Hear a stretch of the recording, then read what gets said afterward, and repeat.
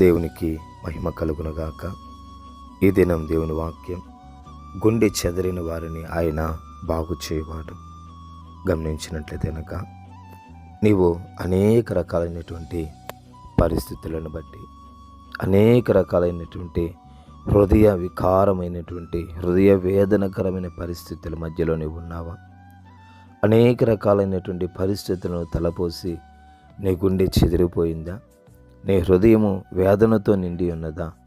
నీ హృదయము దుఃఖముతోనూ మూలుగుతోనూ నిండి ఉన్నదా? అయితే దేవుడు నీతో మాట్లాడుచున్నాడు. ఏమనంటే, ఆయన గుండె చెదిరిపోయినటువంటి వారిని బాగు చేసే దేవుడంట.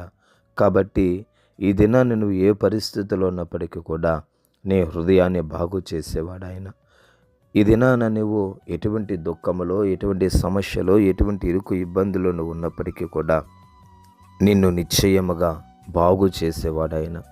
ఎందుకనంటే లోకంలో ఎవరు కూడా హృదయ వేదనతోనూ, బాధతోనూ, కన్నీటితో, దుఃఖంతో, హృదయ వేదనతో అల్లాడుతున్న పరిస్థితుల్లో ఎవరు కూడా ఆదరణ పొందలేని పరిస్థితుల్లో నీవు ఉన్నావేమో. అయితే నీవు ఏ పరిస్థితిలో ఉన్నా సరే నీకు ఆదరణనిచ్చేటటువంటి ఏకైక దేవుడు ఆయనే, ప్రభు అయిన యేసుక్రీస్తుల వారు.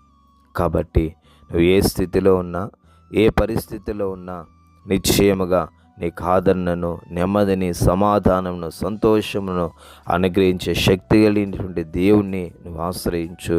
నిశ్చయముగా ఆయన నీ జీవితంలో మేలు చేస్తాడు. కాబట్టి గమనించండి, గుండె చెదరిన వారిని బాగు చేసే దేవుడు ఆయన. నిన్ను కూడా బాగు చేస్తాడు. ఎంతోమందిని ఆయన బాగు చేసిన దేవుడు. ఎంతోమంది కన్యలతో, దుఃఖంతో ఏం చేయాలో తెలియక దిక్కుతోచని పరిస్థితుల్లో ఉన్న వారందరినీ సైతము బాగు చేసినటువంటి దేవుడు ఈ దినాన నీ యొద్దకు వచ్చి ఉన్నాడు. నీతో మాట్లాడుచున్నాడు, నిన్ను బలపరుస్తున్నాడు. నా కుమారుడా, నా కుమార్తె, నువ్వు ఏ పరిస్థితిలో ఉన్నా సరే నేను బాగు చేస్తాను. నువ్వు ఏ స్థితిలో ఉన్నా సరే నేను సరైనటువంటి విధంగా నేను మారుస్తాను, సహాయం చేస్తాను.